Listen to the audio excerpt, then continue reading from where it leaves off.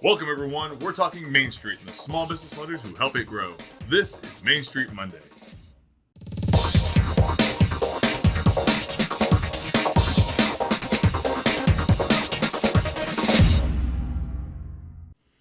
Hello, everyone. Welcome to Main Street Monday. I'm Mike Geske, and today we have a great show for you.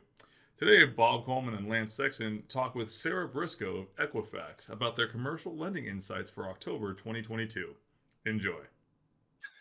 Sarah Briscoe, Equifax, thank you so much for joining us. We've had you in the past. I love your stats. Be sure and say hello to Bill for us.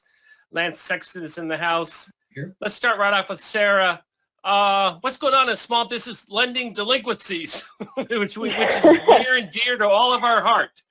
But maybe I should set it up. Why don't you define what you do? I mean, you guys are great on something called the Small Business Lending Index. Tell me what that is, and then we'll go to point two. Sure. So I'm on the analytics side at Equifax. I've been at Equifax for 6 years, looking at all of our contributed small business data from lenders like yourselves. So the lending indices measure delinquency levels. They measure originations levels across the U.S., across states, industries, monthly, back to as far as 2005 or 2006, depending on the index. So we have a huge amount of data, huge amount of context and information to help predict what's going to happen in the future. And what is going to happen? Get the crystal ball. It's not the happiest fairy tale that's ever been told. We are predicting that default rates are going to increase in the end of 2022 and 2023. Lending, which is what we're looking at here, you can look at the far right-hand side. This is non-PPP lending, so you can see a big drop in 2020. That's all the other lending. So we are sitting at levels that are below 2021. There was a lot of activity, a lot of economic activity in 2021. And right now, with all the inflation and the interest rate increases, we're seeing lending down, and we're not really expecting origination levels to increase substantially anytime soon, given the continued efforts of the Fed to tamp down that inflation. Well, Sarah, let me ask you some questions. Number one, how do you guys define a small business? It's any business that has less than $1 million of debt in the database at any given time. So if a business grows and they become a huge business, they'll drop out of the index. Interesting. Very interesting. And what type of data do you include? What type of loans do you include in your index? It's all types, secured, unsecured. It could be leases as well as loans. Really any small business Does it include financial activity.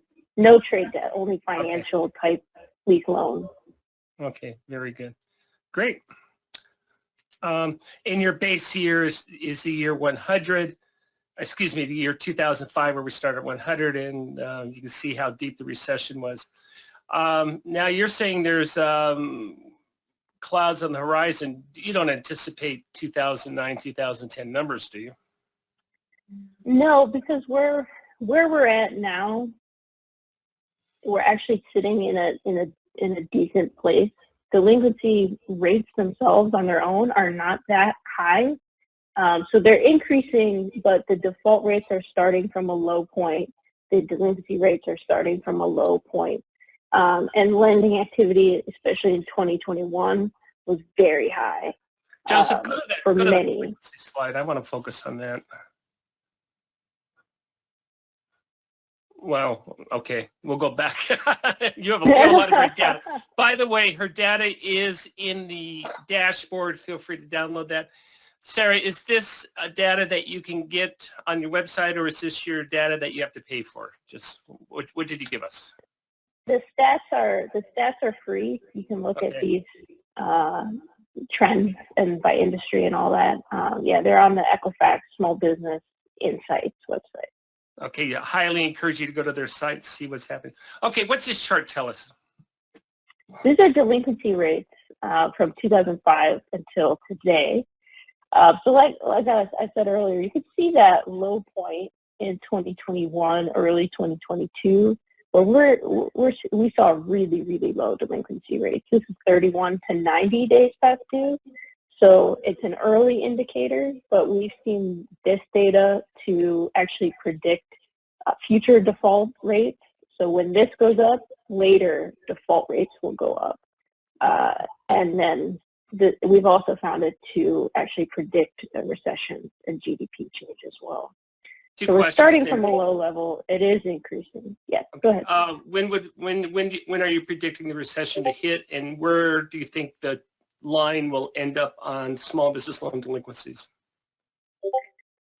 We're looking at more like 2023, and we're looking at delinquency rates potentially similar to 2020. Okay. Some industries are different than others, so it's very industry dependent. And we do have projections that give you by industry our predicted default rates for 2023. So some of them, will not be as bad as others. In particular, I want to get a into lot that. of. Yeah. Sarah, I appreciate, I love how you give direct answers to direct questions. Everyone else, we have tap dance. Well, it could be here. Lance, you want to weigh in on her chart and how that impacts lenders? I think that the thing as SBA lenders that we have to look at the end of Sarah's chart, it's taken a turn upward. And, this group has heard me preach over and over. Interest rates are up more than 50% from the beginning of the year. All of our small business customers' payment amounts are up, which is going to create some stress. And the Fed, Sarah and I were talking about it before we came on, the Fed's talking about another 75 basis points. So I do agree that 2023 is probably when we'll start seeing the most stress. And it's not, obviously, go back and look at 2009 and 2010. Yeah, we're not going there. Good. But I think the chart is something that should tell you, get your servicing team ready, hone your servicing and liquidation skills, and just be ready for a different environment for a couple of years. Joseph, can you bring up the industry delinquencies? I want to take a look at that chart.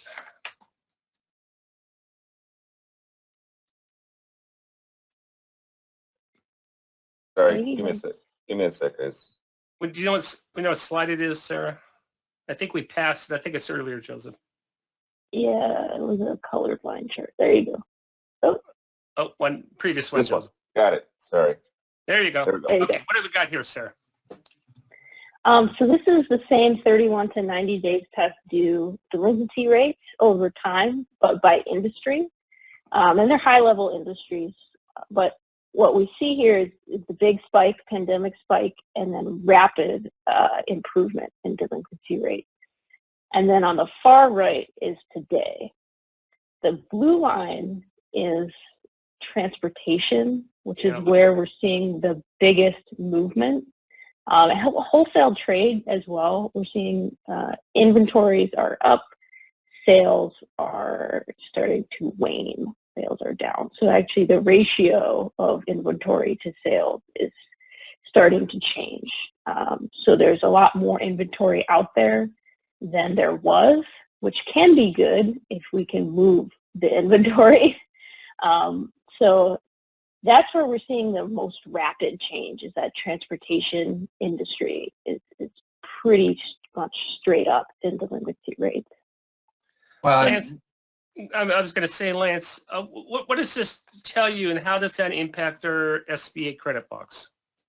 Well, it tells you that there are still great opportunities for SBA lending, but you need to be aware of the areas of business that are trending downward, if I want, and maybe upwards in terms of defaults, but there's still going to be opportunities. It's great to hear that there's more inventory, but I have several friends and people that work in retail, and they'll all tell you that things are not what they were like in 2021.